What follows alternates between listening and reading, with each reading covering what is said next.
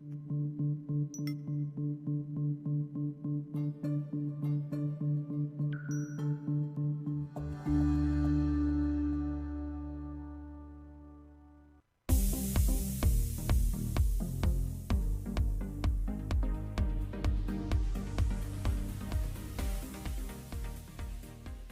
welcome back, everyone. Welcome to the Ask Dr. Be Good show, where we bring positive things that are going on in public education. And some of those positive things have to do with keeping ourselves happy, safe, nutritionally sound. We've brought you podcasts about type 2 diabetes, how it can't be called adult onset anymore because our kids are getting it, and we talked about how to work to prevent that. And then last week we had to bring you about suicide ideation, which unfortunately was based on the news from the previous week on the increase on not only suicide ideation with kids but also in different age groups and genders. So today we're going to bring a bit happier information for you, and we're bringing in somebody from outside of Legacy, which we're always happy to do, and that is Miss Christine Crockett-Smith.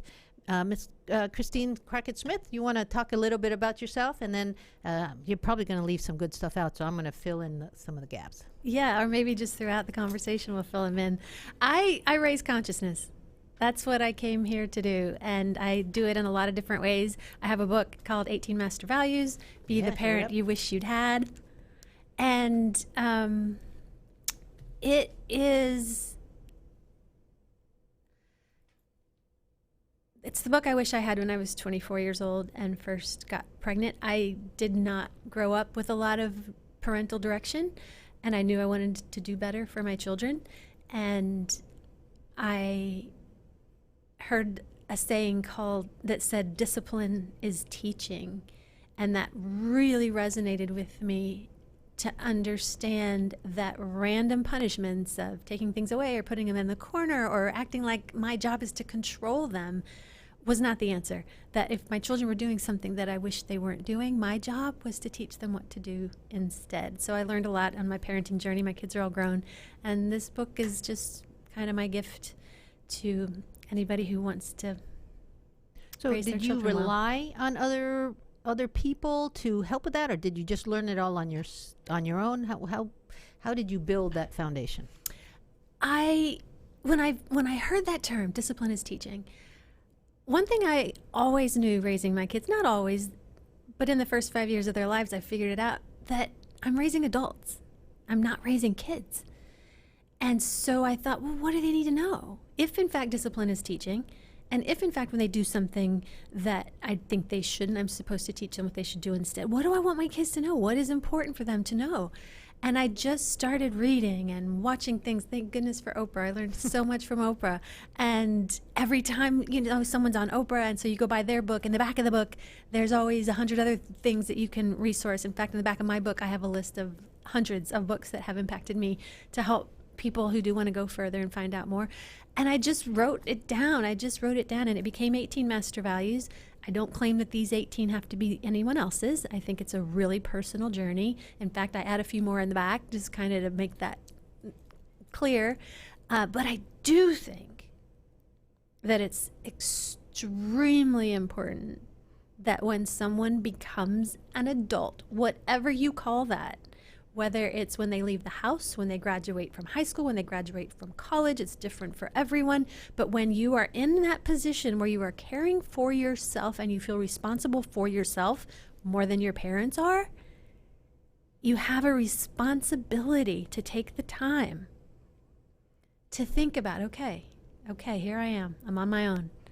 My parents said this, my teachers said this, my neighbors said this, my clergy said this. I've heard all this stuff that people have told me was their truth, but what is my truth? And it's really important. If you do that before you start seeking a partner, you'll seek a partner with matching values, if you have that conversation with them. And then raising your children, if you know what your values are and you know what's important to you, making decisions on a day-to-day basis as things come up, because it's not predictable. And it's funny, the first line in my book is nobody should ever write a parenting book, because it is kind of silly for any of us to think that we know how it should work for anyone else. But that doesn't mean that you can't get little tidbits and little pieces that can help you on that really challenging journey. So we had talked about you sharing with us about the importance of rediscovering your inner compass. Yes. Talk about that a little bit. I have 2 workshops or coaching programs, depending on if it's one-on-one or with a group. The first one is called Rediscovering Your Inner Compass, and I'll get back to that in just a second, because the second one is called Nurturing Your Child's Inner Compass. And you can't take the second one without having taken the first. And I believe that we come here perfect. We're born perfect. I believe we're born perfect. And I believe that when you look at a baby, any baby ever born, and I mean even those that someone might claim are not perfect, are just on a different path. I believe that we are all born lovable. I believe we're all born worthy. And I believe that we are all born enough. And I believe that a huge amount of our mental health issues, our drug and alcohol addiction issues, and our suicide ideation issues come from people who have lost sight of that for some reason. And it's really fascinating how parents will layer upon their children that they're not lovable, not worthy, and not enough without meaning to. Of course, you take society with all of the commercials saying if you don't have this, then you're not good enough. But even with, I mean, you've been in education, so you've seen it from that perspective. Just like with, but when a parent looks at a child with disappointment because they got a B, they're telling their child they're not good enough. I could go on and on. Parents do that all day long without meaning to. And most adults have stuff in there. As a visual, I like to think of it that I always like right at your solar plexus is where your inner core is. And I believe that we are all born with this intuition of understanding what we need in the world and how to live a good life and how to be a good person. And that gets distracting. Gavin de Becker wrote a book called The Gift of Fear. And his main premise is that we are all born with that intuition that guides us, and we train it out of our kids. And an example that I always use is when Uncle Tom comes up and wants to give your child a hug and a kiss, and the kid recoils. And we say, oh, come on, give Uncle Tom a kiss. That child recoiled for a reason. I'm not saying Uncle Tom is evil. I'm not saying he's bad. Somehow there's a disconnect, and the child sensed it. And when we say, go ahead and hug Uncle Tom, we're telling them that not to trust their intuition. And we do that all day long. No, go ahead, honey. Go ahead, honey. Go ahead, honey. And people start questioning that inner compass. And I if you can visualize it, like I see it as like this pearl, like this beautiful, round, perfect, luminescent pearl that we're all born with, that is our guidance system, that is here to help us on our journey and help us on our path towards our dharma, which is a word I use that just means your purpose. Why are you here? And as soon as we're born, we start slapping mud on it. Your siblings. Good analogy. Your parents, your teachers, your neighbors, television. They start just slapping mud, and the mud dries up and gets crusty and it gets thick, and for each of us it's different what it is that made it that way. And then we're adults, that same adult I was talking about, 18, graduate from college, whatever it is when you're on your own, and you're stuck with this beautiful guiding light within you that you can't even access. And if you don't take the time to chip away at it and to get back in touch with it and to do the work to figure out how to listen to it and be guided by it again, then it's just going to stay there, and that's going to be your guide. That's going to be your guide in your relationships. It's going to be your guide in the way you work. It's going to be your guide in the way that you parent your children. And you're going to end up 15, 20, 30 years later with a child with this beautiful, bright bulb all covered up with mud. And it's going to be your fault. Nobody likes to say that. And I'm not putting 100% responsibility on the parents because, of course, society does its part. But damn it, I believe that if we would all start committing to cleaning that up and not passing it on to our children within a generation, we could resolve a huge amount of the issues that we have interpersonally among humans on the planet. So you've said a lot. I'm sorry. You can interrupt me anytime. How do we start chipping away? How do you start chipping away? For one thing that's amazing is with the internet, there's so much available on YouTube and online. So many online communities, Facebook communities, things like what you're doing. When you decide that you want to do better and be better, and here's how you decide that you want to do better or be better. If you're not 90% happy 90% of the time, and I use 90 instead of 100 because I think we're supposed to keep learning and growing, and I think when stuff comes at us that we wouldn't have chosen, there's a lesson in there and there's a purpose for it. I don't think we're supposed to be 100% happy 100% of the time. But if you're not living in joy 90% of the time, something's out of balance. One of those quadrants of mind, body, spirit, and heart, one of those is out of balance. And if you just start Googling keywords like that, here's another thing that I believe. Even though you've slapped all that mud on your inner compass, it's still there. And if you start looking, just go to Amazon and put in personal development or spiritual development or whatever it is that you think you're challenged with that you want to do better about, and just see what pops up. I used to tell people, it's hard these days because there's so few bookstores, but I used to tell people, just go to a bookstore. Just go to a bookstore. Just read the spines. One of them will want you to pull it out and read the flaps. And maybe that one goes back.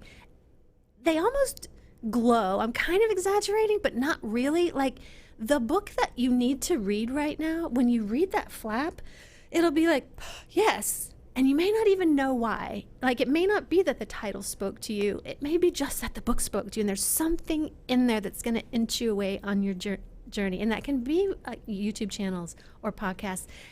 And in the back of my book, I do have a list of hundreds of books that impacted me, which is kind of like a bookstore that I can offer to people. Like just go down the row and read it. One of them will be like, wait, what? That sounds interesting. And that's how you start. That's how you start.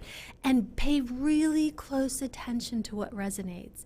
I think we're all on different journeys. I don't think I can tell you how to live your best life. I don't think I can tell you what you need to do specifically. I can hold your hand as you go through that journey to encourage you that you're on the right path. But I can't tell you because yours is different than Bob's, and that's different than Susie's, and it's different than Clifton's. And I think that as you're on your journey, I always tell people, one thing that a lot of people are challenged with is when their religion of origin no longer fits.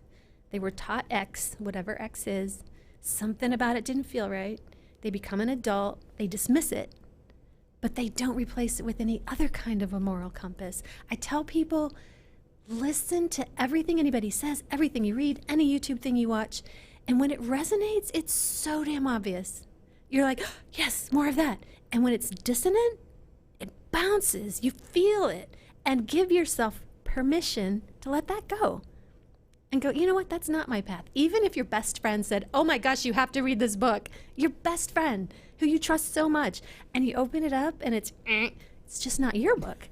It doesn't mean it's a bad book. It's just not the one you need right now. So yeah, that's how you get started. Just take a baby step and see where it goes. So as you were talking, I was thinking about the fact that we all need to, whether the phrase is give ourselves permission or allow ourselves or admit that we all need to work on something about ourselves. All of us. All of us. Birth to death. If we all have that understanding, if we all accepted that, and then we could begin the work. It's just I see so many people who show signs of distress, but who really don't want to admit to it, because then they have to work on it, and they don't want to work on it. That's where I hope that we can get more people getting okay with getting okay. 100%. And that's why I give that really simple tool. Are you 90% happy 90% of the time? Because if you're not, there's a challenge. And it's always, nobody likes to hear this either, it's always your challenge. It is not your mother, and it's not your sister, and it's not your child, and it's not your partner, and it's not your coworkers. They can't fix any of it. That's giving up your power. You have got to go inside and get yourself centered. And it's amazing. It's amazing. I can shift somebody in 30 days. In fact, Rediscovering Your Inner Compass, it's a 4-time program. This isn't a lifetime. This isn't a year. It's 4 interactions. I can teach you things in 4 interactions that will shift the course of your life. Yeah. Yes, I've seen couples, especially young married couples, who oftentimes one of the spouses will have the thought that you need to help make me happy. Oh. And then I know they're doomed. Or they have an awful lot of work ahead of them. And that is a lesson that isn't really discussed in families. It's why it's passed on and on and on, and we have these generational angst things happening because people don't have the hard conversations in families. 100% you can't look for somebody else to make you happy. Such a key. Yeah, taking your power back and knowing you're the only one. And when you do, the things that start coming at you, and it's like a drug. It's like a drug when you start living right and working on yourself and seeing how your life shifts. You just want to do more and more and more of it. You had talked about some of the forces that can erode that feeling that we have of okayness. Mm-hmm. What are some of the other ways that we can chip away at some of the mud that we, I hate to say allowed to be flung to us, but again, if we accept the fact that we allowed it, then now we're going to unallow it. So important. So important. And that is really the first step. As you, whatever that adult stage is, to say, okay, here I am. From now on, it's on me. And sometimes what happened to you that might be keeping you from being 90% is really obvious. Okay. Obvious to others, maybe. Yeah. Well, and sometimes obvious to you, too, if it was a really traumatic incident. I work with people in recovery a lot, and it's fascinating watching these people who are sometimes at their most broken place, but in a really brave place. They've stepped in to admit that perhaps they want to do better. And 2 things can shift everything, in my opinion. And 30 days of it consistently can shift everything. One is mindfulness. If you ask 100 people, you get 100 different definitions, but I'll tell you mine. It's realizing that your power is in this moment, and then this one, and then this one. That's it. That's all you've got. Allowing thoughts from the past, they're just thoughts. Your thoughts create your words, create your actions, create your character, create your destiny, which means your thoughts create your destiny. And if you believe that, then you realize that getting control of your thoughts, your negative thoughts, your unworthy, unlovable, not enough thoughts is a key first step. And some of those are coming from the past, where you're beating yourself up about something that you've done, or you're mad at somebody else for something they've done.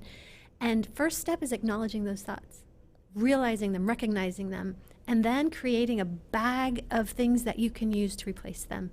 Notice when they come. Tell yourself you're just not willing to live there anymore. Dismiss it and replace it with, you know what? I actually do work hard, or whatever it is. So realizing your powers in this moment. Same is true of the future. Something just came to mind that I can't say out loud. But having positive thoughts about the future is awesome. Beautiful. You're like paving your path. This is what I want to do. This is who I want to be. This is how I want things to go. That's awesome. But worrying about the future is just borrowing trouble from the future that most of the time doesn't even show up. So not dwelling in the past, not focusing on things in the future that you think might go wrong, but realizing that your power is right now, is mindfulness. And that's a practice. It's a muscle that you exercise that gets easier. I've been talking and talking. Did you want to say something? Well, you're just making me think of my journey with Legacy. We've had a lot of things happen in a short period of time. Things like being 1 year away from being closed down by the state, not having the church renew the lease, and not having a place to go, yada, yada, yada. And over time, over this 8-year journey, remember that book, Don't Sweat the Small Stuff, and it's all small stuff? Yeah, I do. It's all small stuff. Because what I learned and what I try to train others now around me is to say, folks, you can worry about it and not change the outcome, or you can not worry about it and have the same outcome. And it's a lot less stressful on you. And we know about inflammation, and how stress leads to inflammation in the body, and inflammation leads to heart disease, and just all of it, high cholesterol, cancer, Yes. And so really understanding that us worrying about the future or about an issue is not going to change the outcome of that issue. It is not. And that's a really hard concept for people to embrace. Especially when they were raised with worrying people. And to think about that is not something you want to pass on to your children. It's really important to get control of that so that you don't pass it on to your children. Well, that sort of falls into that fail forward, and trying to help people understand what that failing philosophy really means. Because there was a lot of press for hundreds of years about failure is bad, right?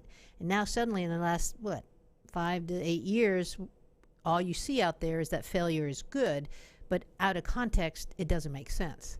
And so making sure that we have parents who help their kids fail forward, where the parents actually understand what that means, is part of our work, right?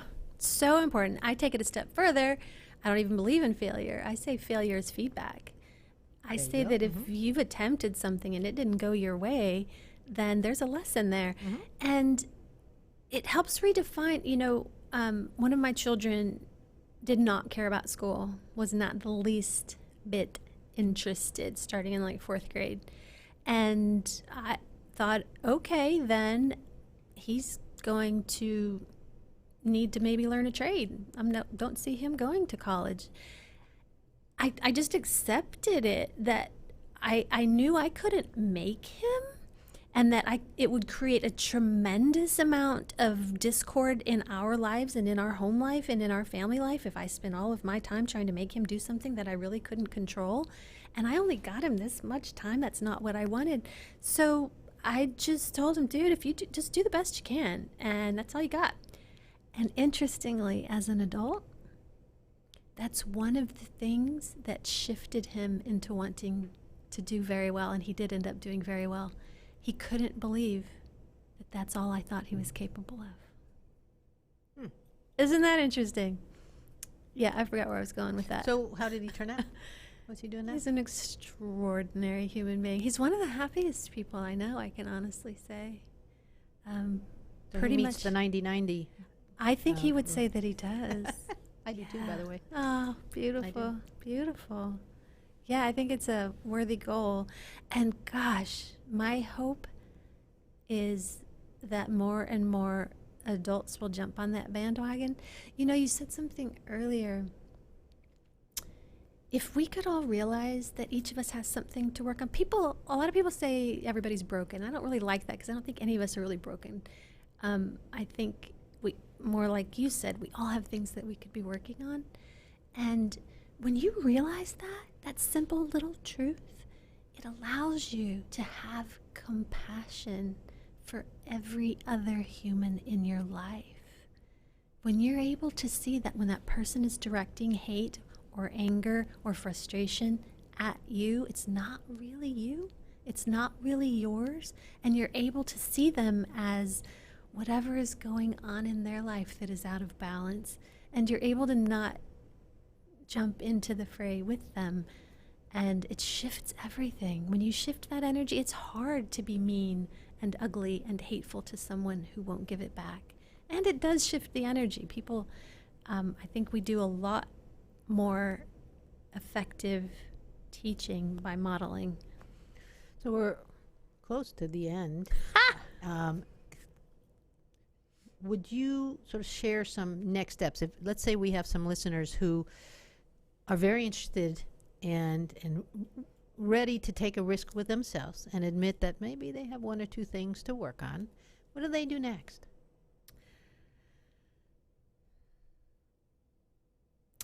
So I already mentioned the mindfulness part, and learning that is, John Kabat-Zinn is one of the greatest mindfulness teachers, and if you looked him up, you'd see a dozen other attached to him. But learning how to focus and put your energy on this moment, which is where your power is really important. The second thing to me, and you asked me, so I'm going to give you my answer, but everyone wouldn't agree with it, is meditation. First thing in the morning. A lot of people would tell you any time is fine and any time is better than no time. But when we wake up, it's a fresh start. It's a new day. And to just check in with yourself and open yourself to possibility of today being better, of you being better or learning more or having a better interaction with someone. Just checking in and asking for that every day for 30 days would be life-changing. I know that I've read research that says that staying positive can literally extend your life.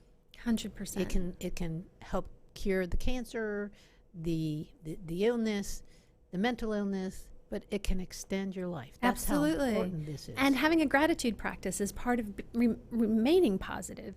When I'm working with my people in recovery, and not just the Martha Beck, a lot of people talk about how even when everything seems like it's not working out for you, you can focus on your breath. And I don't mean focus on it to calm yourself, even though it just happens that way, but just your breathing.